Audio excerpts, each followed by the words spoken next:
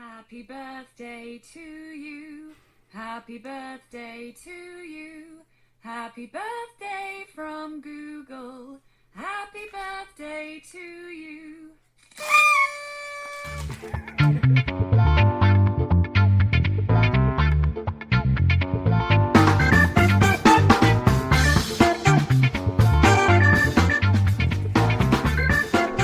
Hello Internet and welcome to the Sounds of Stadia podcast, brought to you not by Google Home but by her lovely singing voice.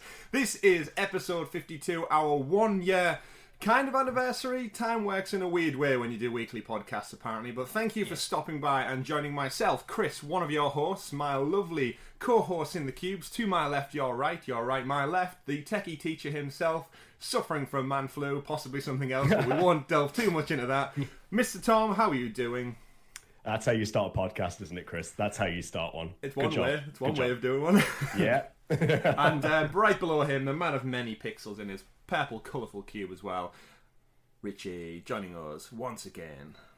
I don't think it's looking that purple at the moment because, as you can see, it's incredibly bright outside for some reason. I swear Chris said bright below you and not right below you, so I like that. If I did hear that correctly, I like that.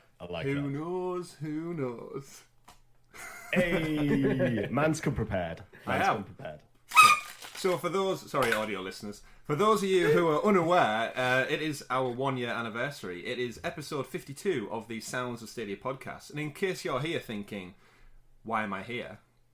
Just thought we'd clue you in a little bit on the Sounds of Stadia podcast and what it is. It is a weekly podcast. Us three lovely gentlemen bring you once a week, condensing all the gaming and weekly news down into around an hour or so of chit chat and our opinions, thoughts, and ideas of the world in gaming and the industry as a whole. We've got a busy week for you all this week. We're going to delve into platform competition. The cards are on the table, gentlemen. We know the prices, we know the specs, we know the release dates, more importantly. We know what the competition looks like for the next, the future, I suppose, of gaming. But before we jump into all that, we've got a kind of another big announcement. We alluded to it in last week's show. The Sounds of Stadia Celebration 2020, which is our glorified celebration of all things Sounds of Stadia, is coming to you live next week. That is Saturday the 26th of September 2020. Just thought I'd get that in there. And basically, we have an entire day of hot stuff to bring you. A combination of gaming, streams, giveaways, platforming, everything like that. I don't know why I said platforming. I mean, we can do a bit of platforming if you want. Yeah. We'll be on some form of platform. Yeah. But essentially, we've condensed our schedule down. It will be probably below me, actually, if we've finalised it in time. But to give you a brief rundown, the day is kicking off with my Monster Boy Part 13 playthrough. As those of you who watched along, I may have escaped the volcanic caves last week by facing a giant foe. But this week, I'm joined by one special guest, actually. The only person I know who's completed Monster Boy so far. Our techie teacher stopped by to record an episode with me and point me in the right direction and point out some of my mishaps and flaws. That direction. But essentially, drop by for a special guest appearance with Tom in this week's or next week's episode of Monster Boy. And that basically kicks us off our day of celebrations, followed by the podcast, episode 53, will be live. So that's kicking off live 11 a.m. UK time on Saturday, where the three of us are going to bring you the weekly news, but live. So more importantly, we want your interaction. So if you're one of those hundreds of people who watches along every week and thinks, I won't comment, I won't chat, I might give them a like here or there, let's get involved, everybody. You've been with us for a year now. Some people out there have been listening to us for 1 year. Just think of what else you could have accomplished in that year if you hadn't been on lockdown. 52 hours of your life. 52 or more hours. We always run over. At least we always do run over. But yeah, we're going to bring you alive. So we want you in the chat, in the comments, so we can keep that ticking over and bring you all the lovely Stadia news. Followed by some Strange Brigade Let's Play. We're going to jump in and battle out some scorpions and stuff in 1930s ancient Egypt. We're then going to hop over to our good friend Chase's podcast with Stadia Talk, just to break up our day a little bit, and also we don't go insane. And we're going to jump over and chat some Stadia with him for his breakfast morning show. Then we're going to bring it back to you all with some Bomberman action. We know everyone in the community has been loving and raving over Bomberman. Special shout out to Luke, who's the only person I know who's finished number 1 several times now. He's slightly addicted, so shout out to you, Luke. And we're then bringing you, myself and Richie are going to bring you a very special sneak preview of our next Let's Play series that's going to follow Monster Boy. So it's recorded, it's in the bag. Is it spooky? Yeah. Who knows? I'm going to be editing it immediately after this podcast, so we'll find exciting. And it's going to go up, and then we're going to drop 2 episodes at once, so you are in the loop with it as well. So keep tuned in for that. Then we wanted to do something community based, so we're going to be doing a Ask Us Anything. Ask Me Anything open mic session. That's going to run for about 2 hours with some gaming to follow off. And then finally, we're going to go into the evening part of the day with some drinks, some beers, some murdering people in cold blood, and play some Hitman, bring you some Hotline Miami, and then we're going to wrap up the day with our lovely US audience as you all hit your Saturday afternoons with some Avengers as well. We're going to assemble Earth's mightiest heroes to wrap up the day of gaming. But it's going to be a fun one. It's going to be super exciting. We would love it if you could join us at some point throughout the day. We don't expect you to mark off the entire day in your calendar, but hey, if you got enough better to do, if you're in lockdown, you can't go anywhere, right? Get some drinks, get some food, and enjoy it with us. Jump in and play with us, more importantly, because most of the games we've selected have spare slots for you to join in and have fun. But gentlemen, that is a rundown of the Sounds of Stadia celebration 2020. It's gonna be a big one. Cracker of a day. It's going to be a busy day for us, isn't it? Just. But anyway, thank you everybody who's hung around through all of that rigmarole and is still here and hasn't just bounced down for they're just talking about themselves for 10 minutes now. We will get into the actual show. But I suppose we should kick off the next segment, Tom, with another segued announcement that on the cusp of our year 2. Sounds of Stadia 2.0, whatever you'd like to refer to it as.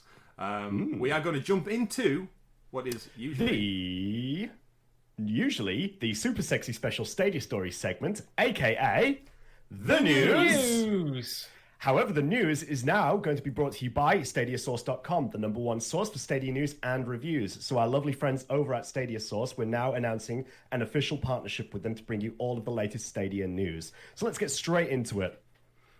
Straight into it. Straight in.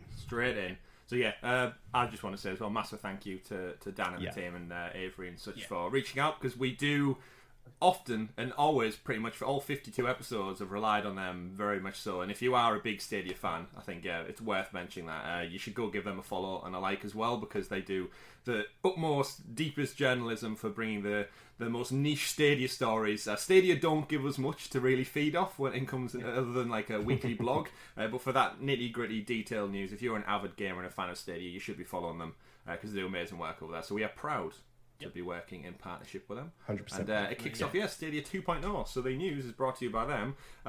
Sounds of Stadia 2.0. Stadia 2.0, very different thing. Oh yes, let's not get... That's not an announcement, guys. Cross wires. You heard it here first. But we should actually probably start, funny enough, with a story that doesn't come from Stadia Source. Sorry, guys. what a way to kickstart things. But here's a new partnership, but we're not going to talk about that. I mean, when they report on it, we can. But to kick things off, we had some massive news in the gaming industry this week.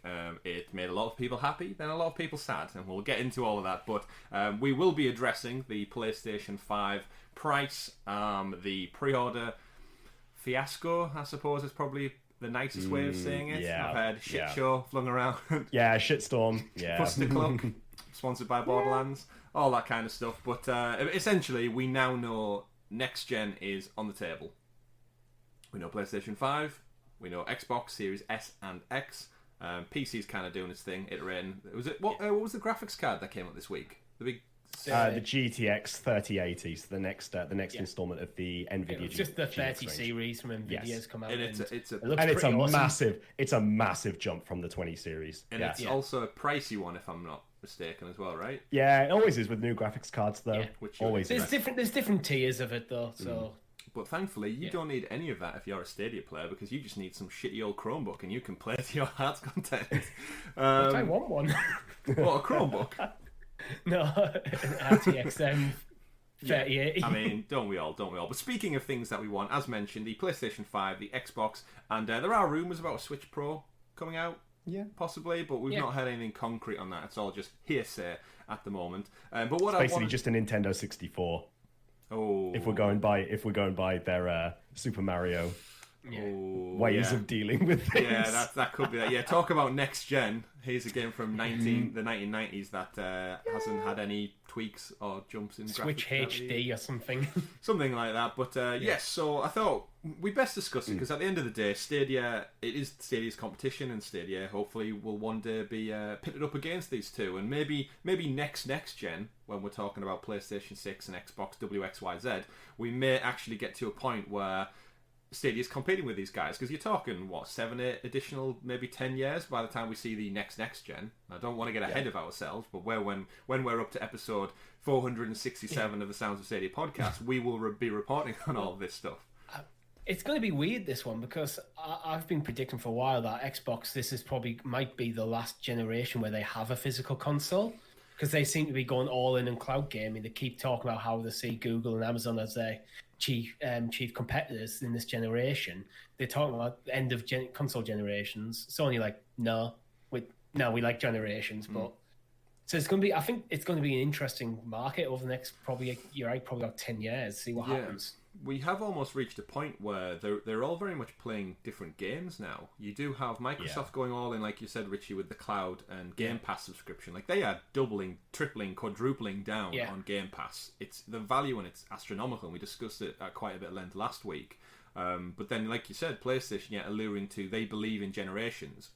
Even though, as a side note, they've also recently announced Horizon and Spider-Man are then coming to PlayStation 4, which is their last generation. So for everybody giving Xbox shit about holding back X Series X because of the S and the One and the older iterations, PlayStation kind of doing the same thing still with you can't tell me Horizon Zero Dawn is built for the PS5 if it's coming out on PS4, right? There's got to be some things that come there. It will be, because you can get usually if you buy a PC game, for example, there's usually your recommended specs and the minimum requirements. So I think the minimum requirements for Horizon Zero Dawn and Horizon Forbidden West will be set to the PS4, where the recommended will be PS5 level. Maybe. It's interesting what's under the hood, though. So, to give clarity on these prices then, so I've got them all on screen here for me. So the PlayStation 5 is dropping at $499, which matches the euros, $499, and then in pounds, we get shafted on exchange rates once again. It's $449. Don't we always? I mean, if you live in Australia, I know we don't have many Australian viewers, if any, because Stadia's not available in Australia yet. I've seen people moaning about the additional cost just by exchange rates, and we've said on the podcast many times, it doesn't translate fairly, and that's because from a marketing standpoint, obviously they like that rounded figure, they like that sweet sale price at $99 or $49, whatever it may be, which as a consumer it's a bit frustrating, but that's everything business wise, technology wise. They did, however, undercut themselves with the PS5 all digital edition coming in at $100 or £90 cheaper. That's I think there's a mistake in there when you compare it to the Xbox prices. So the PS5, the main version of the PS5, the one with the disc drive, matches up nicely with the Series X in pricing. The Series S is more than £100 cheaper than the digital version of the PS5. But there is a reason for that, because the Series S specification is actually lower than the Series X, whereas the PS5 digital is actually on par. The only difference is that it's missing the storage devices, or the actual disk drive, itself. So the PS5 is just one rounded set of specifications. The only difference is the actual disk slot on it. But the Series X and the Series S, the S actually has lower specification. It's like it's like an Xbox One Pro 0.5. Yeah, I'm just thinking, if you're looking for a console capable of playing the next generation of games on more of a budget, you're probably going to be more enticed by the Series S a lot than the digital PS5. I agree. The price point is fantastic. And just to clarify those prices as well, so the Xbox Series S comes in at, as Richie said just now, the same as the PS5. So $499, same in euros, and £449. But the Series S, $100 lower, $299 or euros, and £249. So you can see it from a standpoint of a Christmas purchase or something like that in the holiday season. It's much more affordable. But I think Microsoft are conning. Not conning. Conning's the wrong word. But I think it's going to catch a lot of people out long term. I think. I don't know, because I think it's not again marketed as true 4K, and I still think 4K isn't like the end all be all at the moment. I don't think that it's. Yeah, I think it's right to have 4K options in your top tier of your console this generation, but your lower tier, being able to go up to 2K is probably fine. When I think most people probably still have 1080p tellies in their living rooms. So just to clarify, because right at the beginning of all it, Richie, you said it's a mistake. Did you mean the actual price or just the? Yes, I meant the pricing.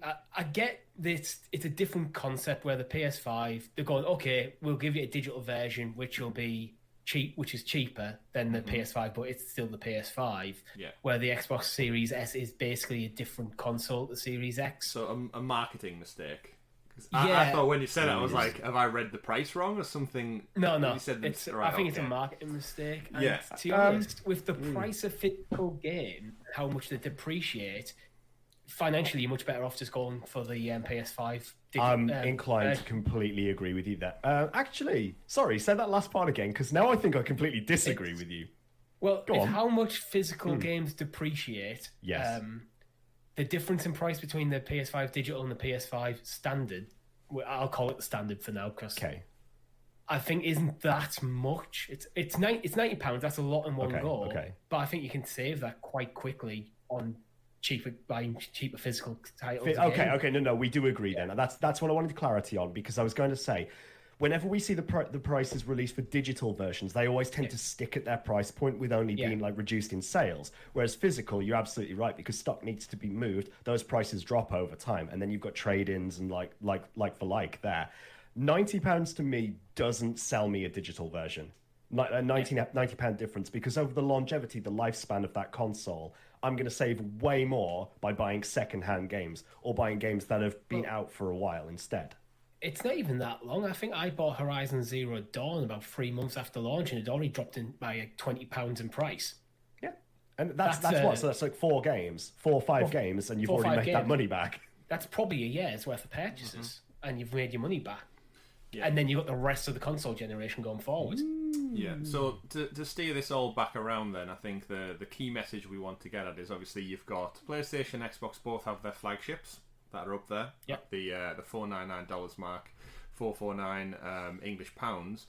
And then you do have your different entry levels further down. Now, bottom of that pile financially, with Xbox seemingly not coming out with a dongle of sorts to support xCloud, which I think is what we both predicted. I think a lot of people in the industry, and myself included, presumed that the Series S was actually going to be the dongle form. It was going to be some kind of stick, went in the back of your TV, and that was going to support Game Pass, xCloud.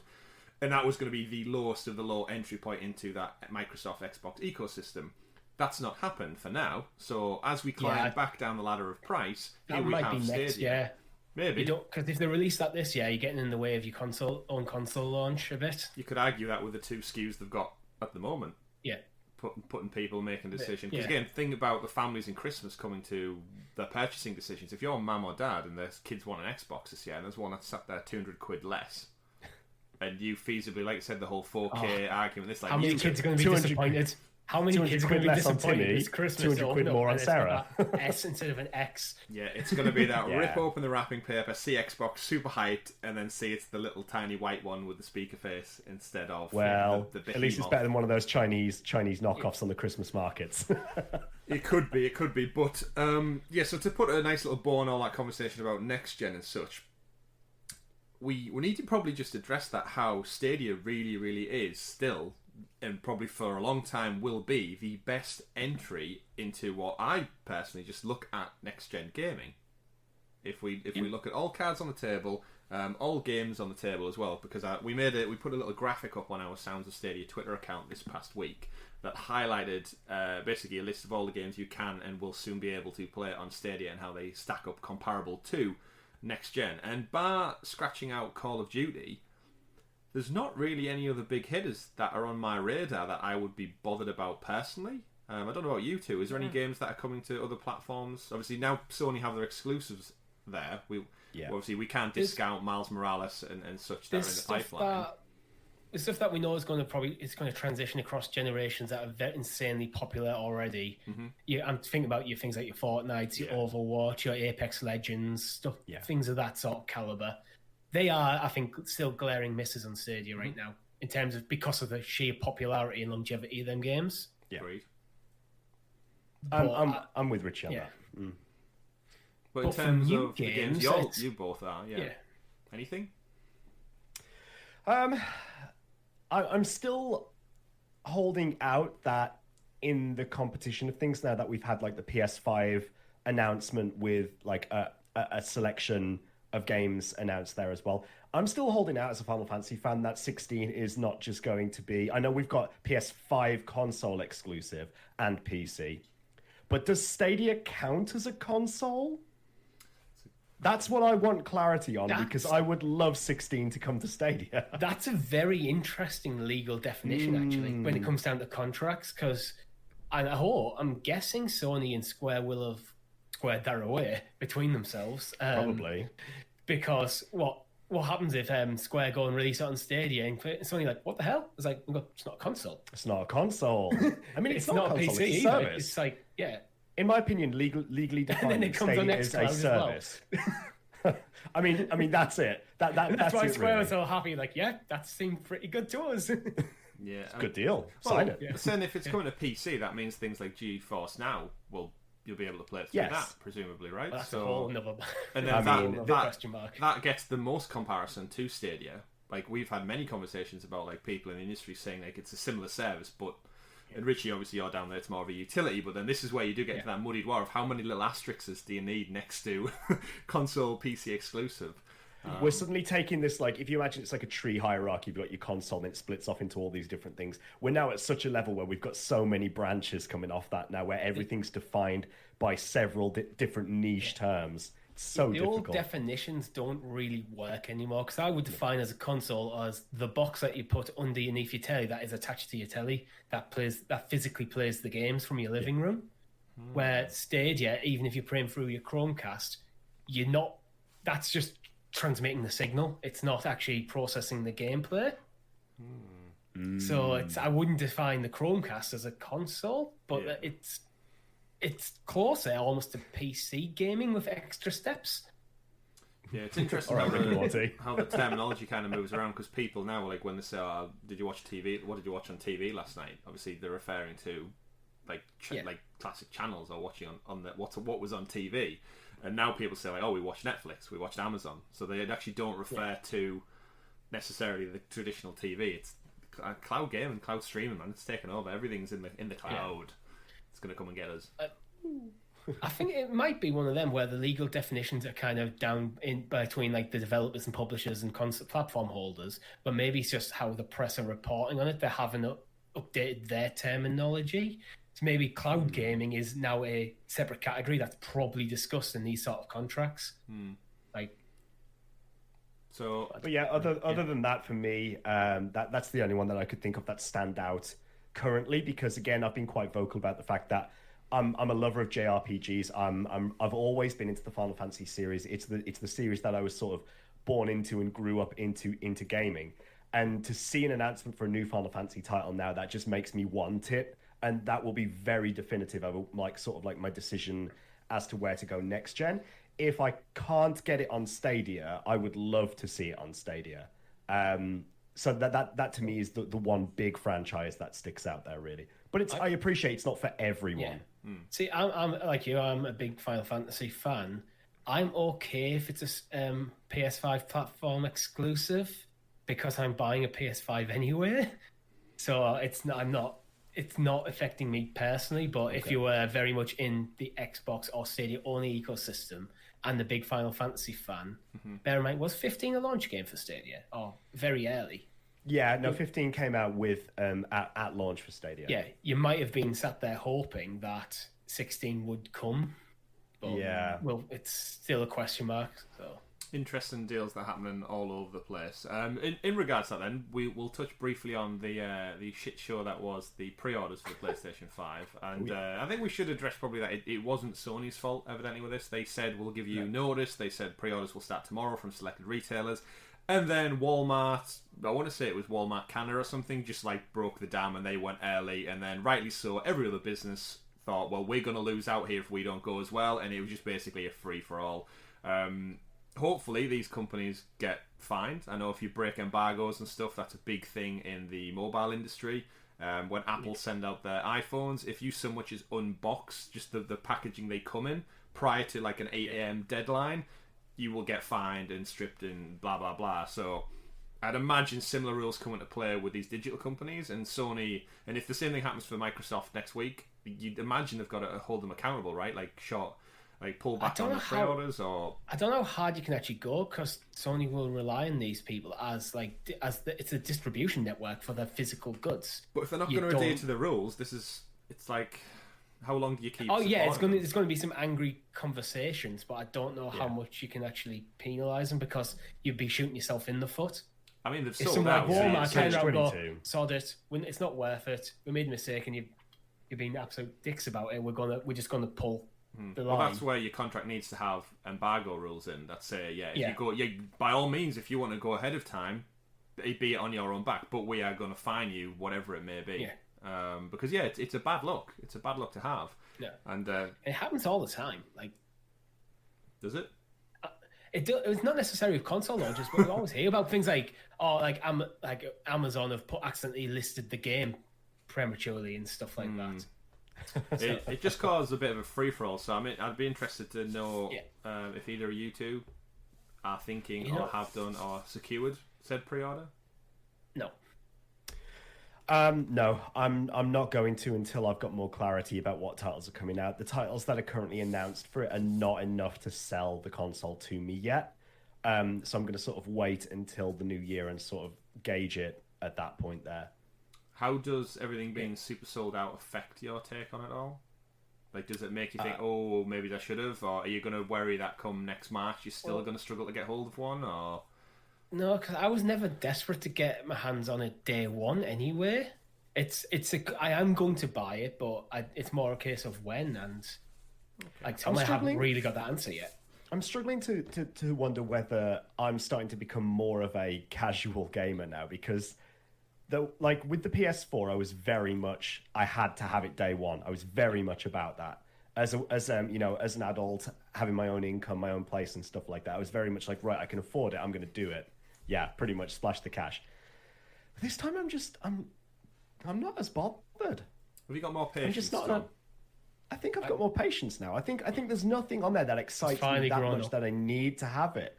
The only thing that I've seen so far for the PS5 that catches my attention, other than Final Fantasy 16, but we don't actually have a date for that yet, is Demon's Souls Remastered, or the remake for it, which looks beautiful, by the way. And I love the Soulsborne games, but yeah. I was going to say, in with Demon's Souls, did you see that came out saying console and PC, but then in the after release they actually scrubbed the PC part from it, and they've said, we've got no plans to bring it to PC yet, but it was on the showcase, which is like, okay, that's an interesting. I mean, how many times have we seen the Stadia logo in trailers for games that have not even come out yet? So totally people are cocking up left and right at the moment. Yeah, see, I think for me, I'm excited to get my hands on the PS5 eventually, but the reason I don't think I need it immediately is because the PS4 still seems like a pretty good console. Yeah. And there's still a back catalogue of games I haven't touched, so I'm not in no mad rush to even to play something like Final Fantasy 16. I don't need to play that day and date. No, and people argue as well that the PlayStation Plus collection will give you a much wider range of games. But to be honest, I look at that list and I think I've played all of those games anyway. Yeah, I've played most of the ones I want to play. Yeah, it doesn't actually add any real value to me because I've already played, as Richie just said, most of the games that I care about. Yes. Yeah. As for the Xbox side of the argument, no. Again, there's nothing on the Xbox right now that makes me even want to consider it. The only title that I would have considered is probably Halo Infinite. But again, we already know that's been knocked back. So there is again, no interest there for me personally. Yeah, so again, to keep it in line with Stadia, because again, we wouldn't want to make our 1 year anniversary of episodes all about the competition.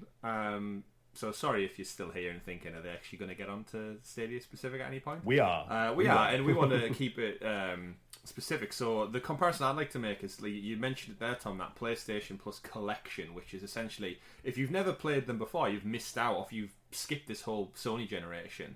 It's a wonderful shoe in the door. Day one at launch, you get titles like God of War, Uncharted 4, The Last of Us remastered. Final Fantasy wasn't there, I believe. There's Mortal Kombat. There's Arkham Knight. There's a whole slew of games that are top tier. How does that compare with Game Pass is one argument, but then how does it compare with Stadia Pro?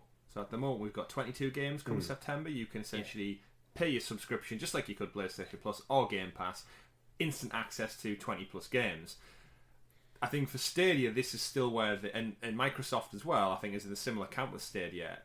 The list of games accessible there just doesn't hold a torch up to those Sony exclusives, which is why, as we lead into next generation, these that age-old conversation comes back around to Stadia needs these big titles to really like push their audience and their catalogs, and you can only play this here because games like God of War, Uncharted 4, and such, they bring that audience to it. Mm-hmm. Yeah, so very true.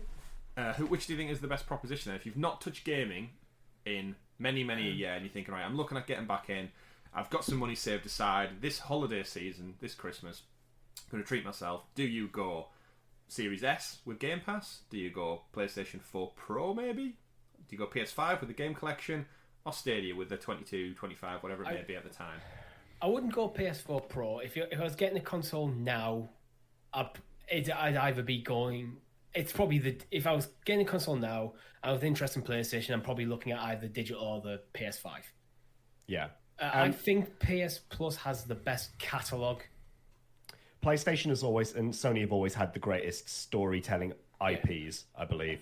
I don't think Xbox comes anywhere near that in terms of the quality of the IP that Sony actually has. So Sony can throw around their weight with that. I mean, titles like, you look at the Game of the Year winning titles there, like God of War, for example, like they are on such a high tier that they are games that do need to be played. They're like the equivalent of like a classic film. You have to, like, as a true gamer, these are sorts of like the experiences that you need to have had. And I think the PS Plus collection is probably the best value for money of giving you that experience as a gamer compared to Game Pass. I do think, taking the Stadia argument, I do think you are absolutely right there, that is where Stadia needs to up its game moving to the next generation, because at the moment, like, we can sing its praises for saying, like, we've gotten so many titles on Stadia Pro every month. That value for money on a monthly basis is incredible. But when you pit it up and look at the two lists side by side, one list is very much platinum Game of the Year, and one list is very much the rest. Like, it's sort of like you're searching the bins outside the back of the shop for scraps, really, kind of thing. For me, it kind of comes down to what you want. I think Stadia has the best value for money proposition, but I think Game Pass is the best service. But I think PS Plus has the best games. Yeah. And then again, it comes down to personal preference of what you're looking for. But for me, as a big narrative-driven gamer, sorry, but Hitman, the original Hitman or reboot Hitman, wherever it may be, even though that's one of the probably bigger pro titles we've had, Metro Exodus, those kind of things, they do not hold a torch anywhere near up to the quality that is God of War and The Last of Us. Like, they are well off the mark. It's as a great difference as they between are still. something being a blockbuster and a cult hit. Yeah, I'd say and that's where Hitman and I think I agree. Metro, they're cult classics, where God of War is a blockbuster title. Certainly. But I think one thing what we should pivot back towards that you mentioned there, Richie, is the value. Like, the reality is, a Stadia Premier Edition is clocking in currently at £89.99 or $99 over in the States, and regardless of how much value the Series S gets you in the door, this is less than £100, $100.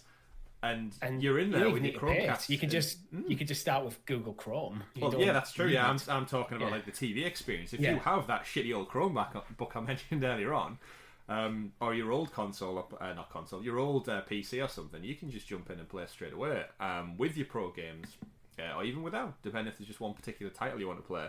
So the value is undoubtedly there, and stacking up side by side. I'd love to see a graph of just like all the games that we made last week, but then alongside Stadia price, Xbox price, and then really see how the general consumer is going to buy into it and understand it. And I do think it's a long game, because I don't think little Timmy out there, 15-year-old, if you gave him a Chromecast stick for Christmas and a Stadia controller, he would know what the hell to do with that.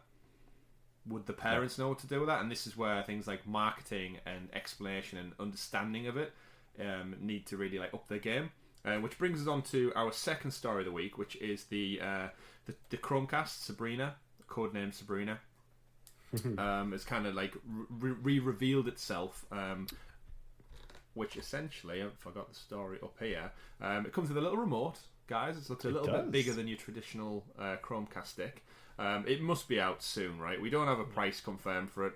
They are hosting an event, Google, on the 30th of September, so we shouldn't have to wait too long to hear about it. But it looks like it's essentially going to incorporate Google TV, so all of your apps and such.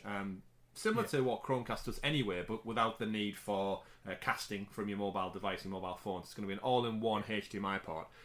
This has got to come with Stadia built into it, right? To start getting it into people's homes visibly. So when they build their TV, they have it alongside the likes of Netflix and Amazon Prime. I would have thought so, but looking at the image of the remote, for audio listeners, it's basically a classic oval remote. It looks like it's got almost like an old throwback iPod wheel at the top for navigation, a Google Assistant button, things like home and mute and volume stuff. But then it's got YouTube and Netflix buttons.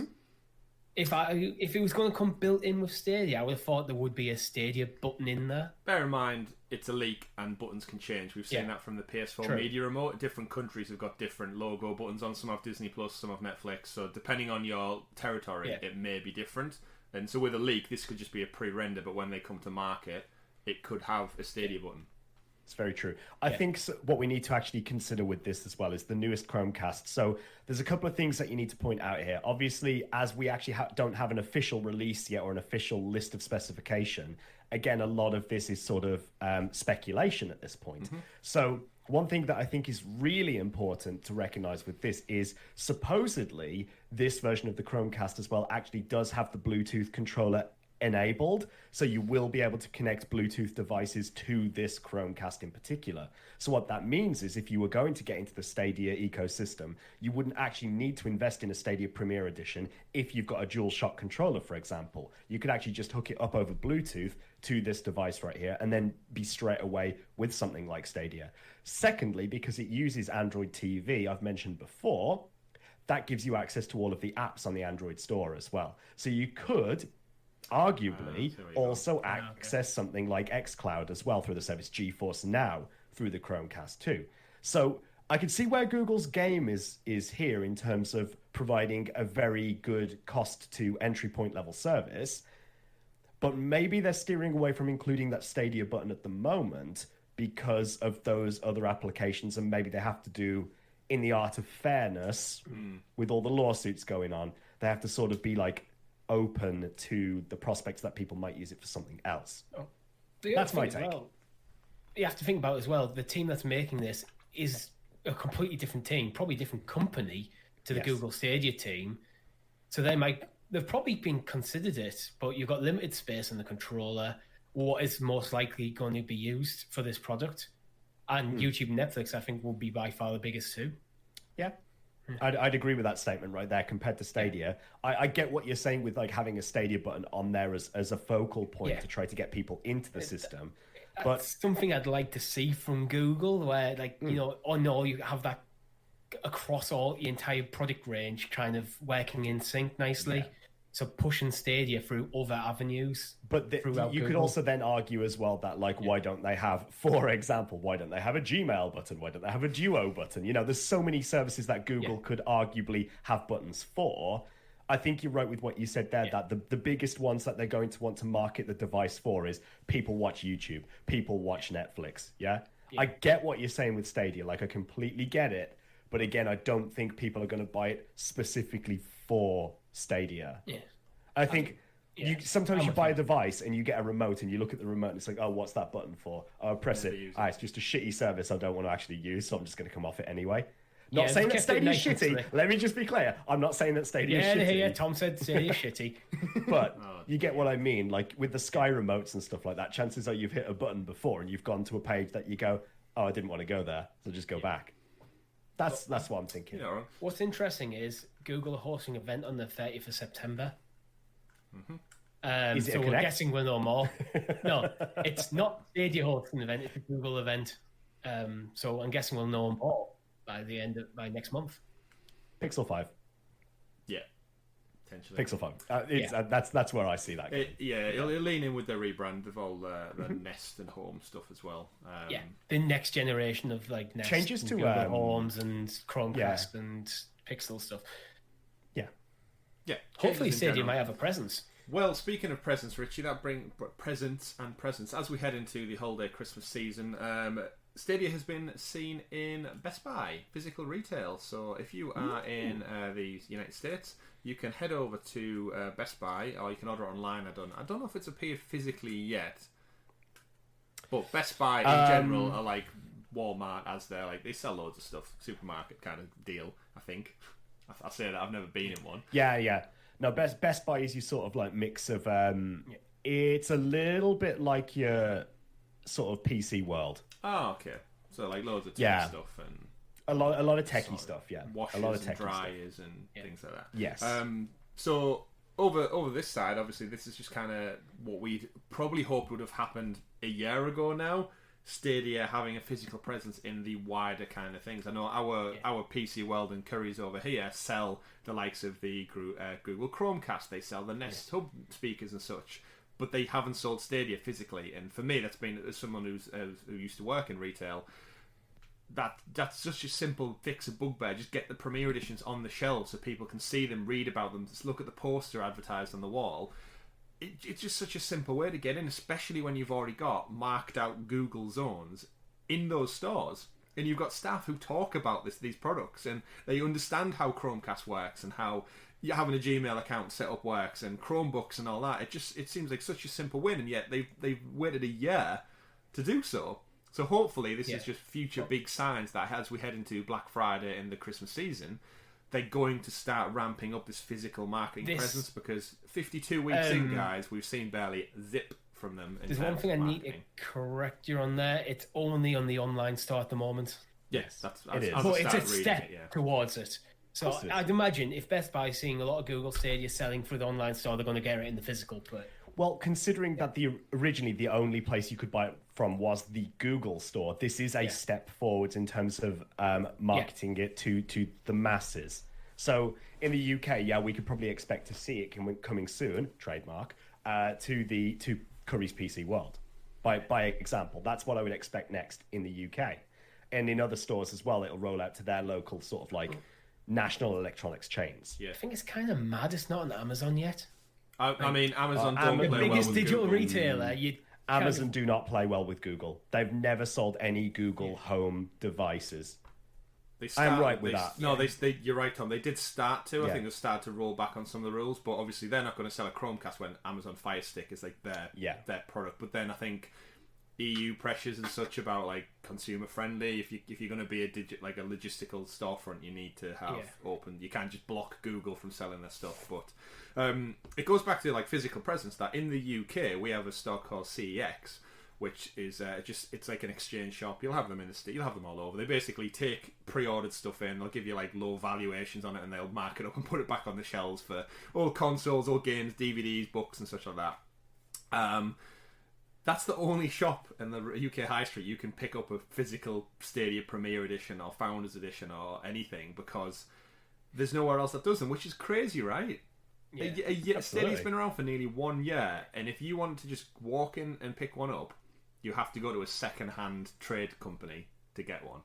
That's a bad look, right? For what they want to be a competitor to PlayStation, Xbox, Nintendo. You need to be in the physical, especially the game-centric stores. That's where you kind of want your presence, because people go there to buy the games and will see it. Yeah. If I want a Stadia, I shouldn't have to pick up a second-hand one. Yeah. No. Shouldn't be a thing.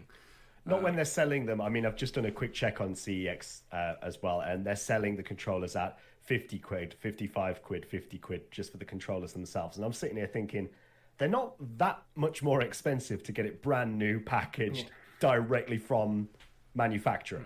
I wonder if anyone's picked one up thinking it was like a Pro controller for Switch or something. You know, like, again, back to the mum and dad getting their kids the wrong one scenario. Oh, it had an S on the front. Was that not Switch? sorry, Timmy, you can hook it up to whatever it may be. Yeah, Xbox Series S when you ask for the X. Yeah, it's not an S, isn't it? S for Sony, right? That's how it works. Yeah, something crazy like that. But hopefully this is the sign of bigger movements in the world. And with the Sabrina Chromecast, whatever it ends up being called, coming out, fingers crossed they've just saved up some money to double down on physical marketing and also digital marketing. I think we're all probably ready to see Stadia really step up the marketing level as we head into this Christmas and go, you know what, parents, if you're in the market for next-gen gaming for yourself or your children, save that money, save that extra $200 and just spend it on games. The reality is, if you want FIFA, if you want Cyberpunk, if you want Assassin's Creed Valhalla, you can save that $200, get all of these games, and you've got them to play anywhere. Yeah. So it's but they need to market this. They need to really, really start marketing it. They need to get in the heads of the kids that this is a thing that where you can play the games you want, because you know what it's like being on the playground when you're kids. Like, you're talking about what console you're after. That war between, like, in the past it was Sega versus Nintendo, and more recently is Xbox versus Sony. You need to be in that conversation. Yeah, I mean, I'm hopeful that the push into the new year will be on marketing for Stadia. I don't think they should start ramping up the marketing now with the release of next gen. I think now is a bad time to start ramping up the marketing, and I think the run up to Christmas actually arguably may be okay, just not now, not at this point in time. But going into the new year 2021, I think we could start to see a big push for it once people start to see things like PS5s being sold out and, you know, the cost for Christmas and stuff like that. See, I think they need to do it now. Just they need to get the price up there, just because they need an advert that showcases Cyberpunk, FIFA, Valhalla, all of these huge games, and then right at the end of the advert, all you need is a Chromecast stick and a controller, and it's $99. And then any parent who either can't get a pre-order or their kids are going, Mom, Dad, I want to play FIFA this year, I want to play Assassin's Creed this year, or Watch Dogs, whatever game it may be, I want to play it. And the parents are honestly, like, it's been a tough year. There's a lot of people who are going to be economically, like, and financially struck, and they're not fortunate enough. And then if your kid, like, no one wants to let their kids down at Christmas, right? Well, no good parent, I'd like to think. If it comes to it, though, that could be the difference between, sorry, Timmy, we can't get you an Xbox or a PlayStation. It's just too much, or I just can't get a pre-order for one. I'm really, really sorry. You can't play Valhalla or whatever this year. I mean, they probably shouldn't be, because it's a higher rated game age-wise. But yeah, like, this is an honest. It's an outlet that we know works. It's there. They probably have a TV already. They've probably got a mobile phone, because kids have mobile phones from like 3-year-old upwards now. They could just play it in the bedroom using this. And I think the marketing, it's not so much to market the presence of Stadia, it's to show the competition that it exists. And if you don't have the money, this is a perfectly viable option for you to play these games without putting down or committing to like a 2-year financial plan for an Xbox. I don't disagree with what you're saying. Like, I don't disagree with what you're saying, but I just think at the moment there's so much in the firing line for Xbox and PlayStation. I just think there's so much going on there right now that maybe it just needs to wait until after that November 19th date. Like, after the 1-year anniversary of Stadia, then I'm all for it. After that, once the consoles are out, fine, have a free-for-all, just go for it. Is that too close to Christmas, though? In terms of, I don't buy my Christmas presents until a week before Christmas. Yes, I know people who start buying the Christmas presents like now or even like last month. Yeah. Some people, especially if you're not as well financially, you're going to try and spread that cost over the year. Funny you should mention that, though, actually, Tom. That's just brought me back to something we didn't discuss when we were covering PlayStation. In the UK, it comes out on Stadia's birthday. Oh, I'm pissed off about this. I am pissed off about this. Why? Why is it that PlayStation 5 comes out in other countries on the 12th of November, but it comes out a week later on Stadia's birthday in the UK? What's up with that? Logistics? The only thing I can think of is just, logistics. They've already fucked up the pre-orders. Nah. It's definitely a weird one, because if they've had all of this time to plan it, why can't you just have an additional? Because they said they were booking flights, right? They've got cargo freights to take these shipments out. Planes can go any direction, as far as I'm aware. So maybe just deviate one from whatever country over. I know there's more stuff. There's probably a bit of politics going on, like not import tax between businesses. Blah, blah, I mean, blah, actual politics because of Brexit, unfortunately. It might be. It could launching be things to do with. separate to launching in the UK, where in the past it would be a single launch. Maybe it's something to do with freight and COVID and stuff like that Yeah. as well, and isolation periods and all that shit. It's certainly a bitter pill when I'm going to see my social media light up with, "Hey, we've got it!" But hey, I'm still going to get one before anyone else. I've just platinumed Ratchet and Clank. Well, the thing is, you're not going to get a load of people go, "Hey, I've got it," because it's all the scalpers who've bought like 8 of them because on the pre-orders Yes. they'll have them. Yeah, that's Yeah, true. you don't get that with Stadia. You just need a website, and you can get on and play. But yeah, I just Another thought it was just another kind of a knife twist, Bugbear. a knife twist Yeah. in there. That's like, oh yeah, so Stadia's first birthday is coming up, and the largest winner of last gen consoles with 111 million sold is going to launch their new platform in the UK. And not only They that, know what they're doing. not only that, Cyberpunk to boot, day and date will launch. But how many Android phones are there in the market? Because every single one of them can play Stadia. True, but does Stadia every just cheated. but does everyone know that? What's a Stadia? Yeah. What is a Stadia? What is a Stadia Stadia? still a thing? Yeah. When's Stadia coming to India? That's the important question. Yeah, I've seen that yeah. all over the place. And Brazil. And Brazil, yeah.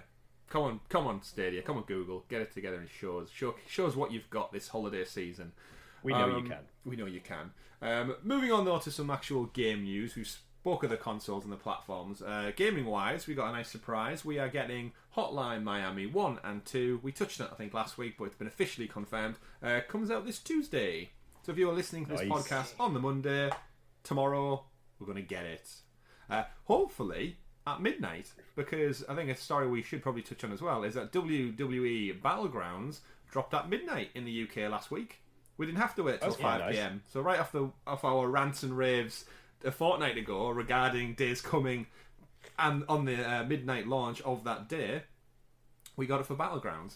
It's just unfortunate that Battlegrounds is a piss poor game in my opinion. Ooh, shots fired. It's shots not fired. short. I've not played a wrestling game in so long, and I had my brother around the other day, and I was trying to showcase Stadia, and I went, "Look at that! There's the game. Buy now." Of all the games to pick. Well, we used to play SmackDown vs. Raw all the time, so we've got fond memories. And to be fair, I used to throw him off the couch all the time and put him in headlocks and stuff like that. So he's well versed in the moves of the WWE. So I thought he's my phone. From Look. personal Yeah, experience. from personal experience. Here's the game. Buy now. There it is on the big TV. There's a controller for you. There's a controller for me. Boosh. No loads. No installs. We're playing it within a minute from purchase to play, as we've quite often showcased on this channel. Jumped in. What can I say? Poor roster, in my opinion. A lot of the legends, so your Stone Colds, your Hulk Hogan's, locked behind skill points, so you need to play the game to unlock the characters. So again, we just wanted to jump in with a match or two together. The Royal Rumble, as far as I could tell, was only one player. So we had to do like a cage match or something instead. It wasn't 2 player for the Royal Rumble. Whether that's just something that's locked behind it, I don't know. We started the campaign a little bit to just pass the control back.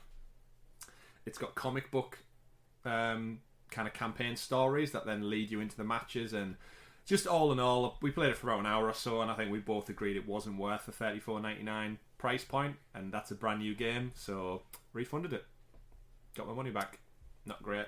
Okay, that's fair. And that is filling At in least for you've got. the 2K21 game that was also delayed or cancelled from this year. At least you've actually got the opportunity to do that. Like then and there, you can sit down, buy the game instantly, try it out, and then go, "Do you know what? It isn't what I thought it was. It's not worth the money that I paid for it. Refund." At least you don't have to. You didn't have to get up off your ass, go to the shop, buy a physical copy, bring it back, install it, then take it back to the shop when you've decided, you know what? Nah. At least there's a bet. Yeah. There's If it was physical, there's I a probably nice wouldn't part. have been asked. I'd have just left it and went, that was a waste of money. Bringing it back to Stadia. I'll trade it in several months' time for far, far less. It's a bit of a shame, really, because it sort of reminded me when I saw WWE Battlegrounds that it was very much like it was very reminiscent to me of like the old wrestling figures and like prattling around with wrestling figures and stuff, because they've got that sort of like big beefy upper body type, like weird sort of shape to them. And so I thought it would be very much like reminiscent of that sort of experience. I mean, there's a little bit like that when you go through the roster and you get to the locked characters, which are the ones you want to play as, like The Rock and Stone Cold and Hulk Hogan are all Naturally. locked. They actually are in plastic packaging, And when you select the character, they kind of bang on the plastic like they want to be let out. It's just unfortunate. It's like 7,000 points to unlock Stone Cold. So you need to then go into the game. And again, it's you can buy additional currency, but it's more of you need to play the game to unlock it. Whereas when I jumped in with my brother, we just wanted the full roster to play multiplayer, like free play. Yeah.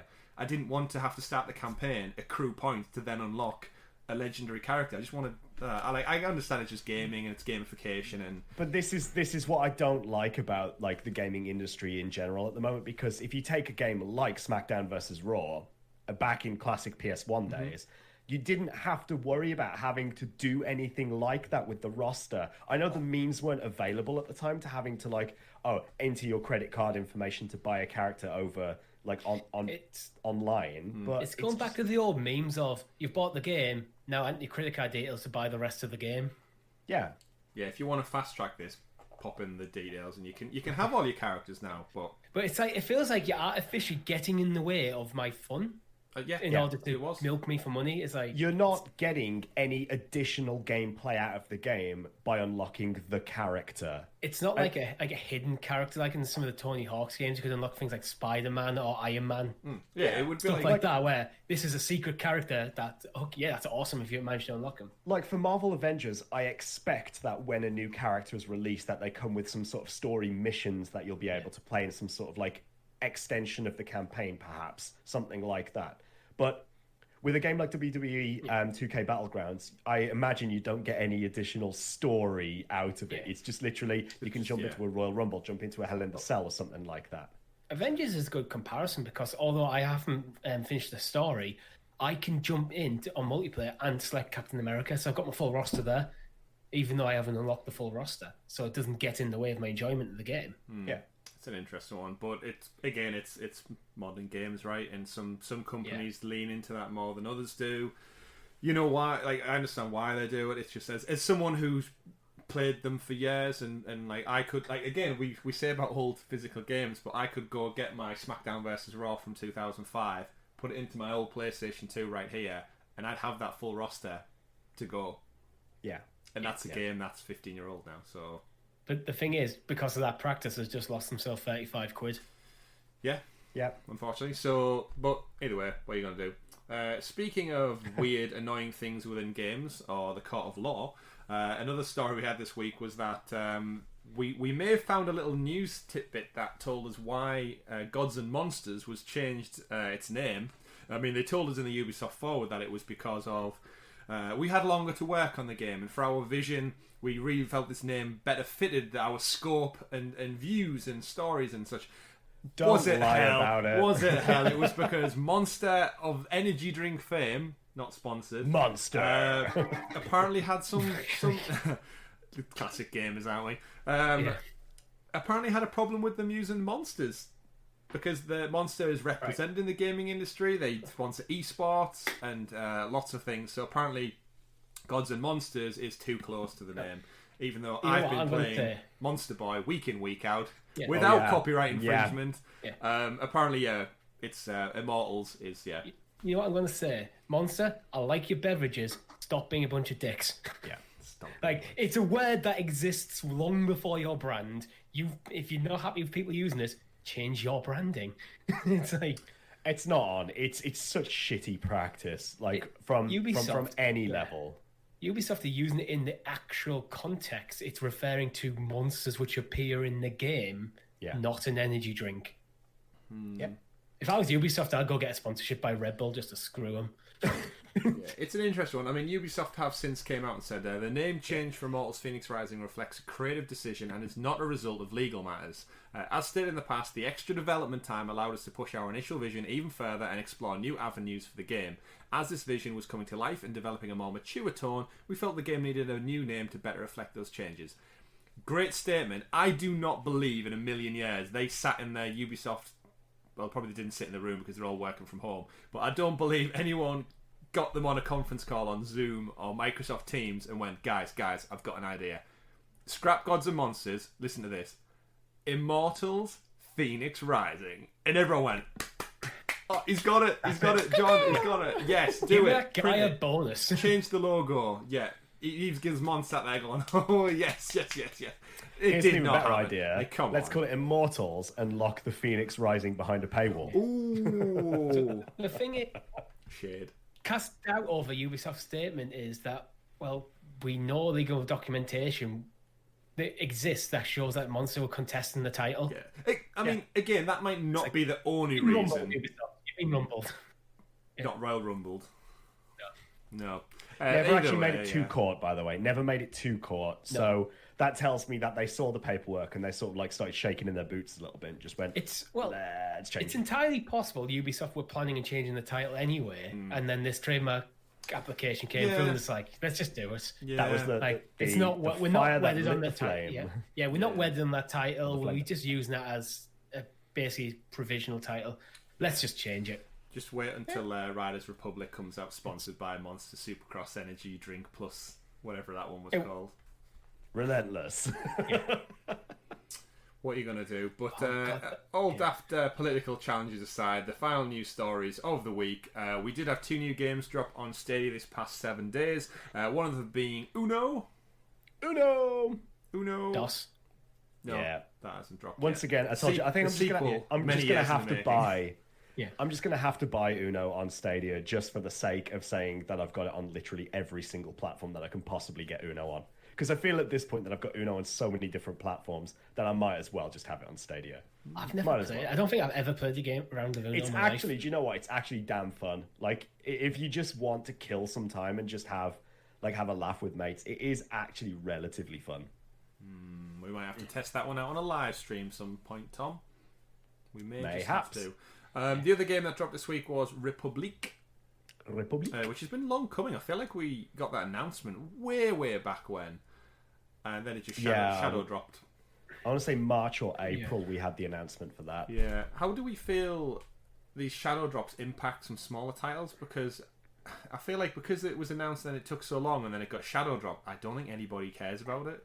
I think it's came and gone. Yeah. Like I've not seen anyone on Twitter playing it. I've not seen anyone do live streams. I don't know. I feel like it's one that's just going to be there. And on Stadia Source, they actually do a really good job of you can archiving their news articles by game. They first reported on Republic 7 months ago. Ooh, so that was a In lot. an article called "Could Republic Be Coming to Stadia?" And it was 5 months ago that it was actually confirmed, along with Monster Boy and West of Wow. Loathing. Well, That was it. Yes, it was that announcement. I remember now. Yeah. but yeah, it just seems to came and went really. Long time. I have no interest, and I think this is again the risk that happens when we don't have a roadmap. We don't have the days because then you can't build hype towards something, and when it's shadow dropped on a random Tuesday, people are busy, right? They can't they forget about it and they move on with their lives. As a content creator, one thing that I would like for us to be able to do in a weekly podcast is to have a section devoted to games coming out on Stadia. Yeah. So we could be like, right, okay, list games coming out on Stadia this week, bosh, and just go through those and be able to do that. But the problem is with shadow drops like this is that we don't get that opportunity to actually do that whatsoever. And a game like Republique could very much come out like. I've not been very well lately, and I'll be honest with you, like, I don't get to check the Stadia store as much anymore now that school has started back up again. So I just find out when I open the app, like, perhaps several days later, and see all of a sudden it's under the new game section. I've got no idea that that's happened at the moment. So, yeah, we need a little bit more clarity on that, I think. Yeah, we did it actually. I think in some of the early episodes, try to have here's a list of upcoming games sort of stuff, but it was just because the information was so fragmented, it was impossible to keep it going. Difficult to keep on top of that. Yeah, we kind of report after the fact rather than before the fact. Yeah. I know someone mentioned in the comments thing last week saying, "Oh, these news stories would have been great earlier in the week." It was like, but we don't know about them because we don't have that roadmap. So, again, fingers crossed. It's something. It's just stuff that can be worked on. And another one, I think, before we wrap up with the week, is Dead by Daylight still. September release, right? And we've got at the time of this podcast going live, there's 10 days left of the month, and we still don't have a date. So again, how does this hamper people wanting to play it or getting hyped for it, or do they start as gamers? We obviously don't want to embark on whole new games in between other ones. So if someone's gonna just about to start the Division 2, and then this shadow drops next Tuesday, You know what? you're committed elsewhere. I'm holding out that this could be an October Pro game. That might be why they're sitting on it. I think we would have heard about it by now. If it's coming out in Really? September.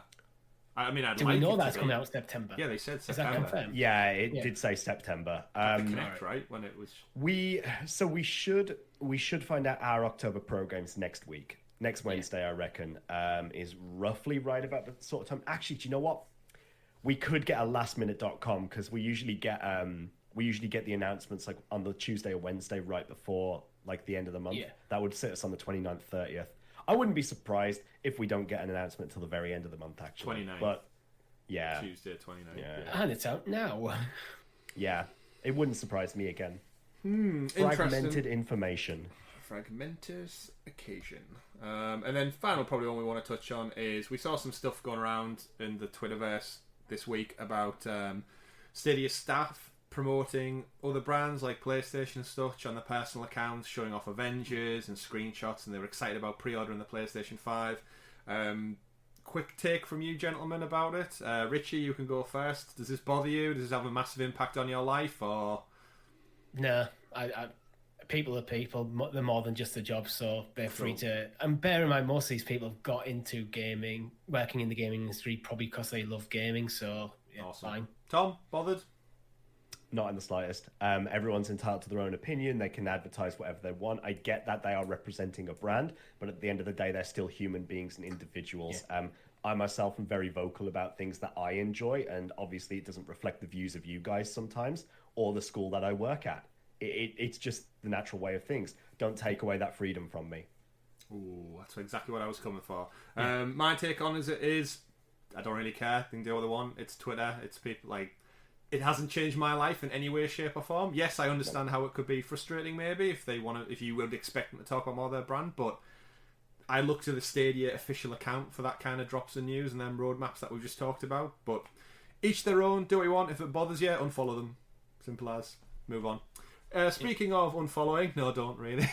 That brings us to a wrap on our weekly podcast for the Sounds of Stadia, episode 52, our 1 year anniversary. Massive thank you once again from myself and Tom and Richie for sticking with us for what's been a super fast year. I can't believe we've done 1 year's worth of episodes yet. Wow. I think 2020 as a whole has been a bit odd as a year. Yeah, we realise we've done equal episodes now during lockdown as we have done outside of lockdown, which is it's a 50-50 split right now, which just shows you how long this pandemic has been going on for, but more importantly how long we've been going for. What started as a hobby, it's now become part of my routine, and I think it probably live and breathe Stadia on like a daily basis now. I'm checking news feeds, stadiasource.com and everything all day every day, just to keep you guys in the loop out there. So from the bottom of our hearts, massive thank you, and do not forget to check out the Sounds of Stadia celebration next Saturday, 26th of September, kicking off with Monster Boy at 8 a.m. We don't expect to be up for the 8 a.m. one, by the way, but the live podcast does start at 11, and we would love to see you in the chat, showing your support and giving us your questions for next week's episode 53 of the Sounds of Stadia podcast. My name's been Chris. I've been Tom. I've been Richie. We've been Sounds of Stadia. Have a great week, everyone. Take care. Bye. 11 a.m. Bye. Saturday 26th.